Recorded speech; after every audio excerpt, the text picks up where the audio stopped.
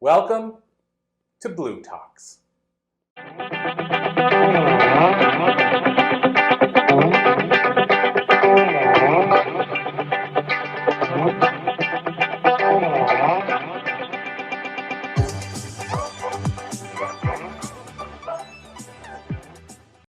Thank you guys, for being here live. I love doing podcast interviews live. That's been a new thing of mine. Like, I love the energy of that versus, I love doing podcast interviews, but the energy of being in front of an audience versus the traditional podcast where, I'm going to be honest with you, a lot of podcasters are in their basement, like their mom yelling, clean up your pants, or whatever. And they're like, shut up, mom, I'm recording. That is a real thing. Like, it's almost like ham radio back in the day. There are a lot of podcasters in their basement. And so it's kind of cool when it's a live interview. But I also love mixing things up. As you got to see already, we went in a couple of different directions, in a heart-based direction, totally different, let's say, than business direction. Well, now we're going to go, I'm going to say a little closer to business now when we talk about the book business. And so John Tighe, normally I've been reading a bio, but I've known John quite a while. So just really quickly, how John and I met was he used to have a podcast called, let's see if I can get it correctly, Position, did I start it wrong already? Publish, Position, Profit? Yeah. Okay, Publish, Position, Profit. And so I still can't remember, I think you said I reached out to you originally. That's right. Yeah. Okay, so I reached out to John originally about being on the show. I was, still newer in the podcasting world. And then ultimately I asked John if he would come on my show. So how we first connected was through podcasting. And I just saw that he had a podcast and I wanted to see if I could get on it because it was a good fit for me. And then we had mutual contacts. Tyler Basu, do you know Tyler? Yeah. Okay, so different people that were in the podcasting game that were kind of mutual connections. And so we got to know each other through podcasting. But how I got to actually work with John is he launched this thing called Crush It with Kindle. And Crush It with Kindle was exactly kind of how it sounds. Like, how do you crush it with Kindle books? So non-physical books.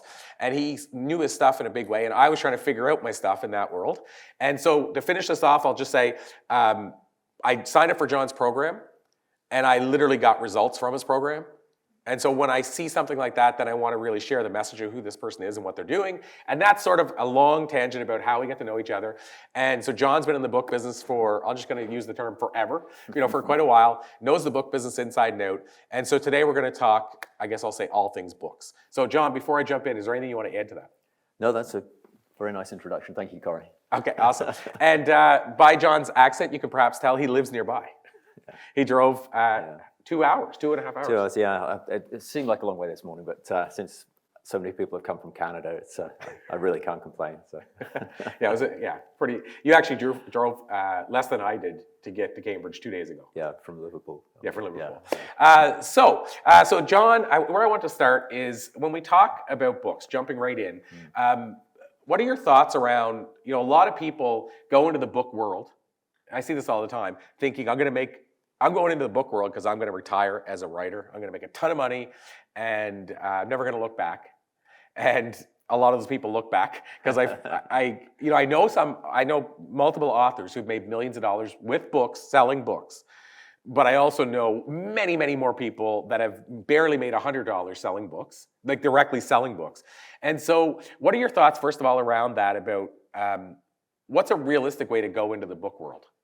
Yeah, I totally get that because that describes me back in the day, and I had naive ideas about how many books I would sell and make my living. But I, as you know, work primarily with business authors, experts, entrepreneurs, coaches, consultants, speakers, and so the royalties are nice, and that's great, and it's a good sort of way of kind of keeping score of book sales, but really the power of a book is in the other elements. So things like positioning you within your industry, lead generation, and then using the book to get media or get speaking or to sell a back-end product, coaching, consulting, some kind of product or service.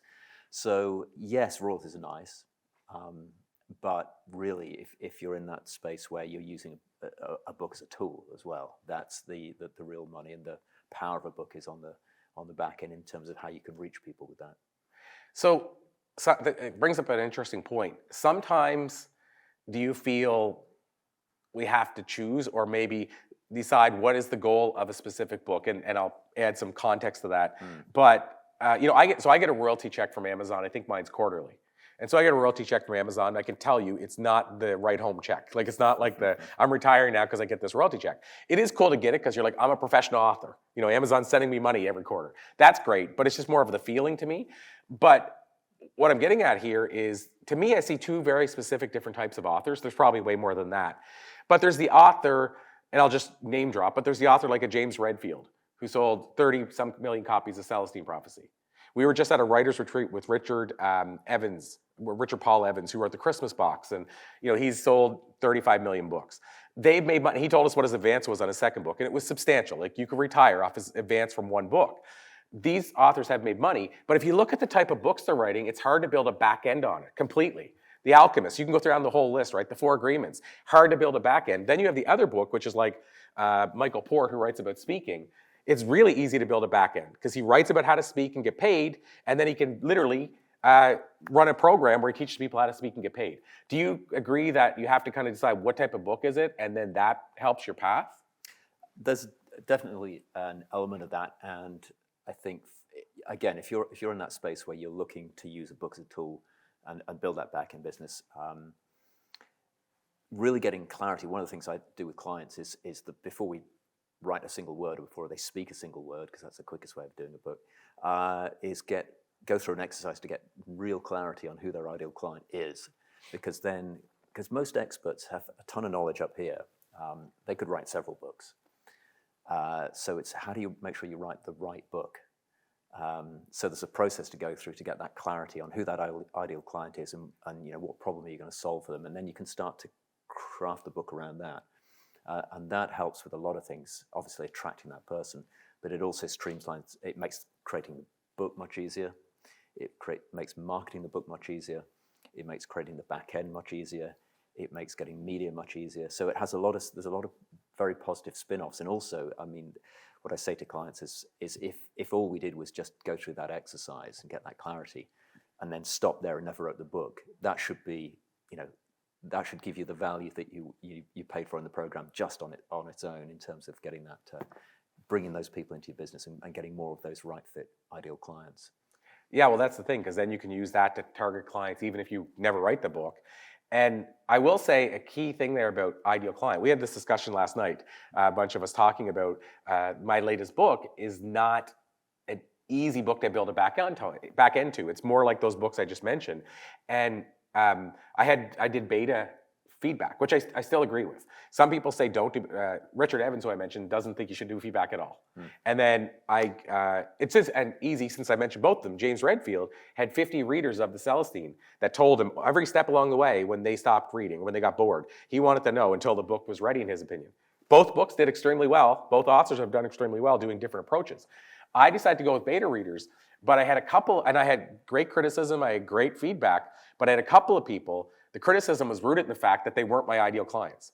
And bless it to them, one of the two, I think both, but one at least said, maybe I'm just not your ideal reader.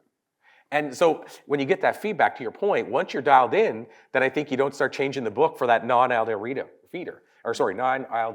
Ideal reader. Like if I have 50 people providing feedback and only one person says that, I hate to say it, but a lot of times people will change their whole book based on that. And so again, learning who your ideal client is huge.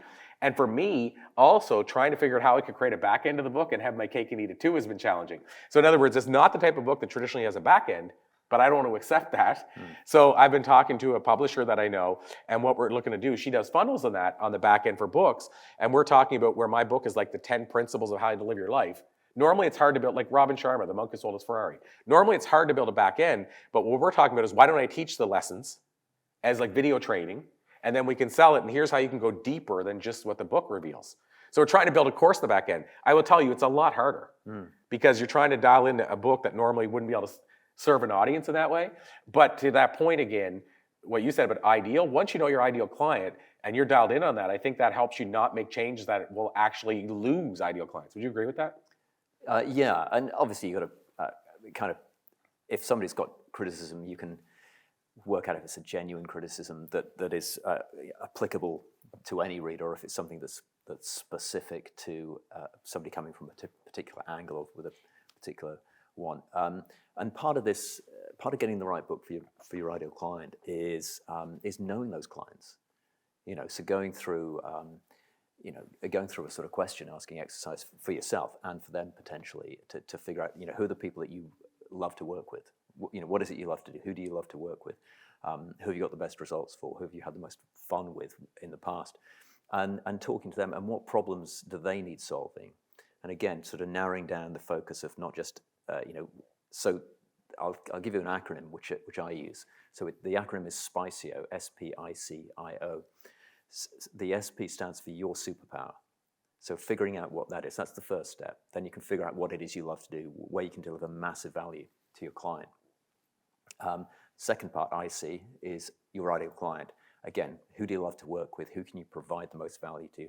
Who will understand the value you're giving? Who is easy to work with and not super high maintenance? And questions like that to really dial in who's got the budget to pay for what you do, so you can actually afford to deliver that product or service. And then the IO at the end of SPICIO is your irresistible offer. Once you know the first two, what your superpower is, what it is you want to deliver, who your ideal client is, the irresistible offer almost kind of writes itself. There are some questions to go through, so I take people through 3 different quite short exercises.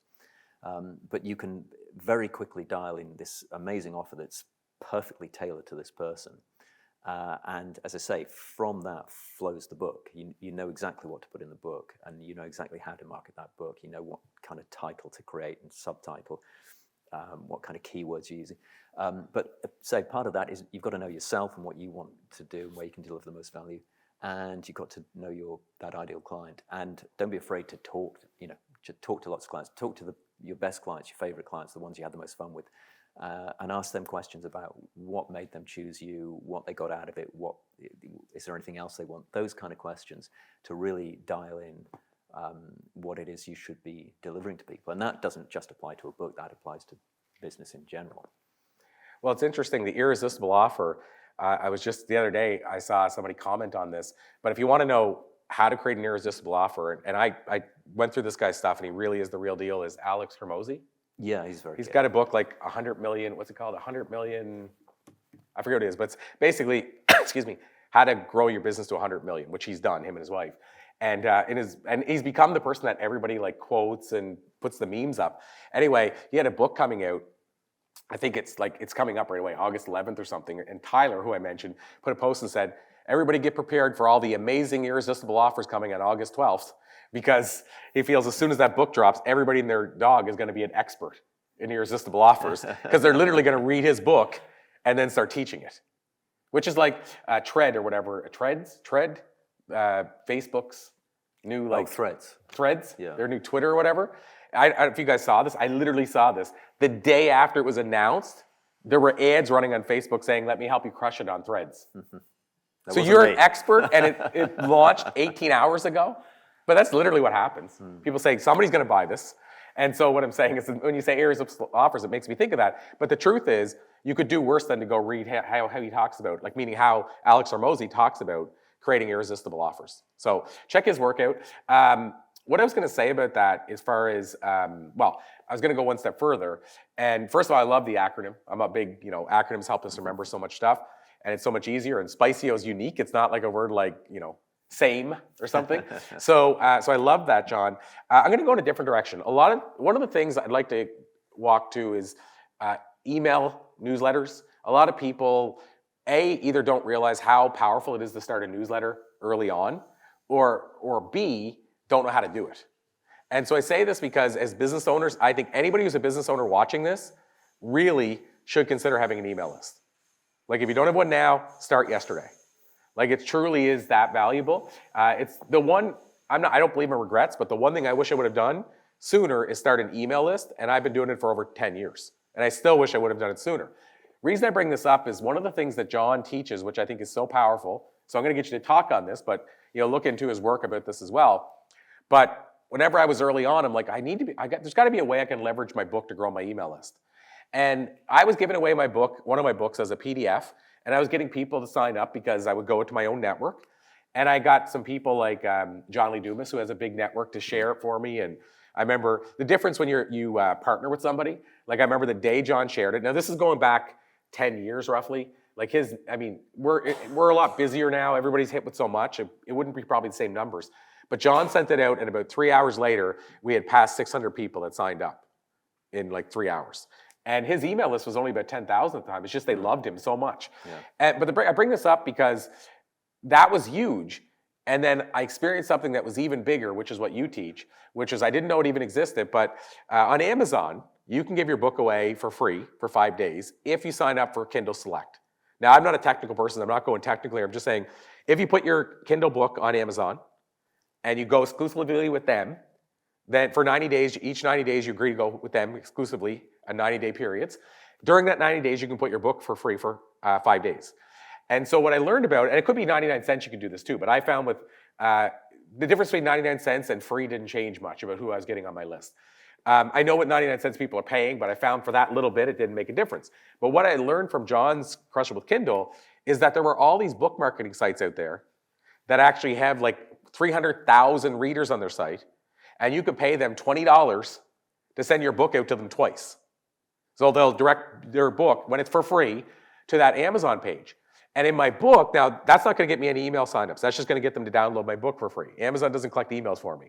But what I did, which I learned from John, we figured out, is that in the front of every book I have, it says, hey, thanks for grabbing my book. Want a free audiobook? Go here. So we get people in the first 2 pages to sign up for my newsletter. So by doing what he said, I had 20,000 downloads. And if I remember correctly, about 4,500 to 5,000 people signed up for my newsletter in 5 days using that system. And what I did was I paid those book marketing sites a little less than $1,000 total to share my book and had 5,000 people sign up. I think you would agree, anybody, if you could get Facebook ads for that low, everybody in the world would be running Facebook ads. So what I'm saying is that was a low cost to get people signed up to my list. So can you talk to that? Does that still work as well? Do you still teach that? Like, that was a huge thing for me. And I know that I've had clients every year buying from me, something I've offered that started originally from that list. Yeah, and that's great. I mean, 20 cents a lead, basically.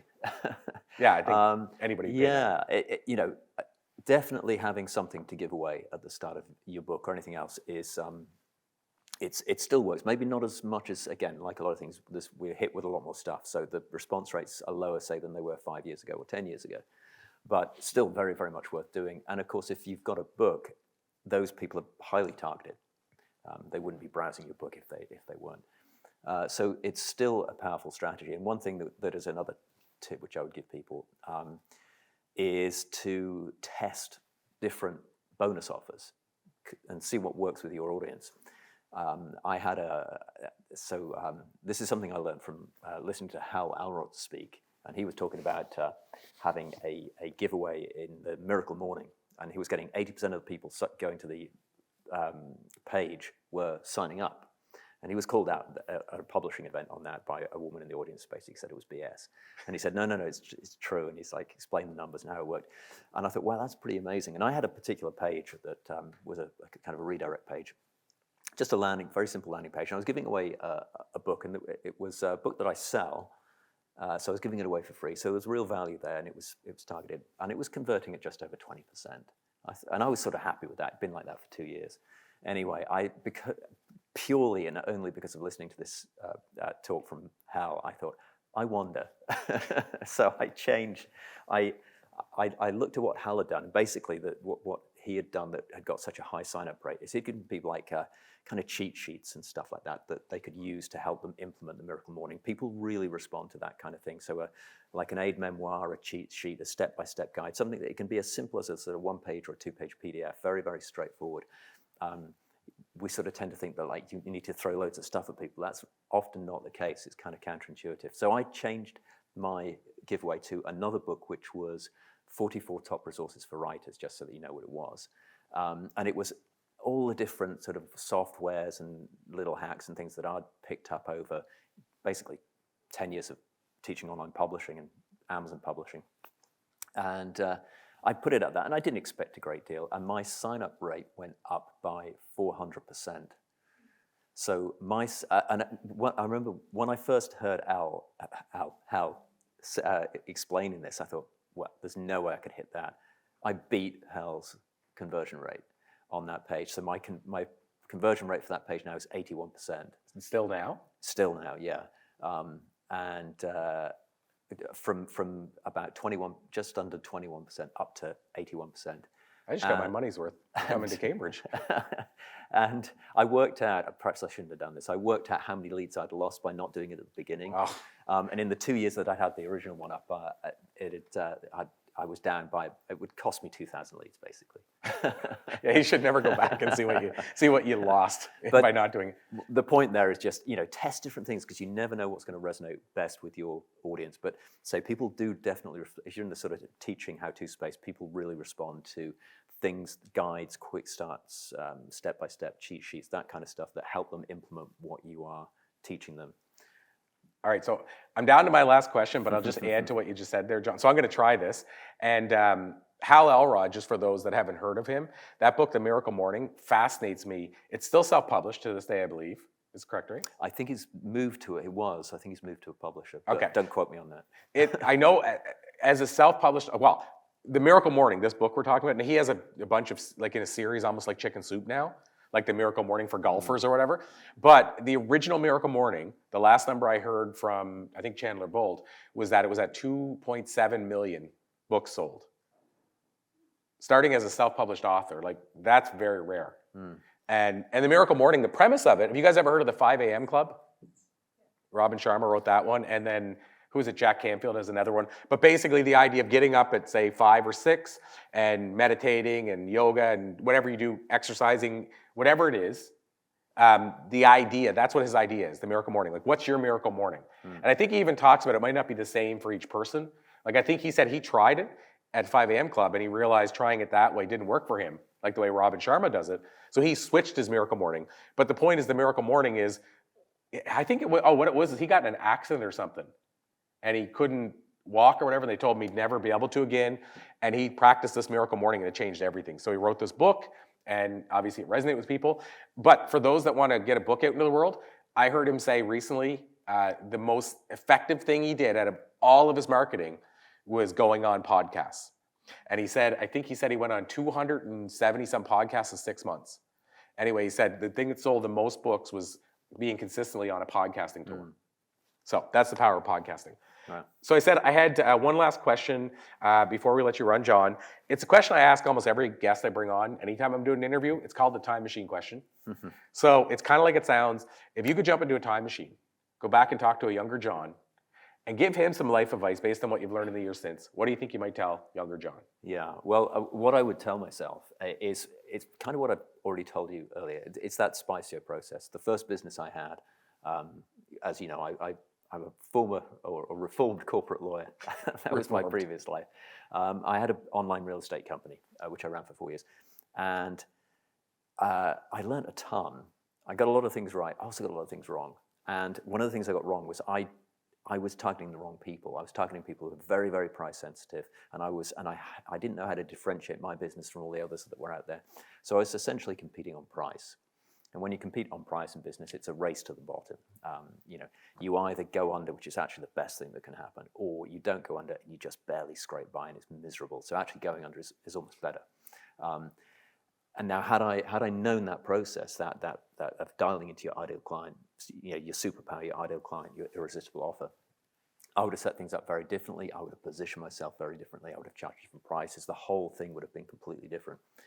So, I learned that the hard way, A, by going through that experience, and B, learning from lots of different people in the business space and going on seminars and books and reading books and so on. I could have saved myself a lot of time, money, hassle, pain, stress, self-doubt if I'd have known that process when I started my entrepreneurial journey.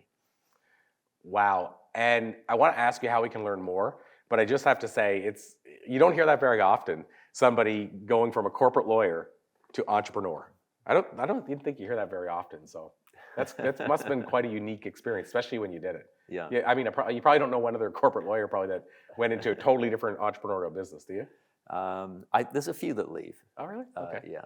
You just don't seem to hear. I don't hear it that often, so that's pretty cool. So, John, as far as how people can connect with you if they want to learn more, where would you send them? Well, obviously, my books are on Amazon. But the easiest place to go to would be my website, which is johntighe.com, or to crushitwithkindle.com. Awesome. So johntighe.com or crushitwithkindle.com.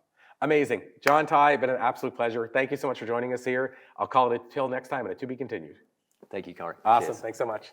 Thanks, everybody.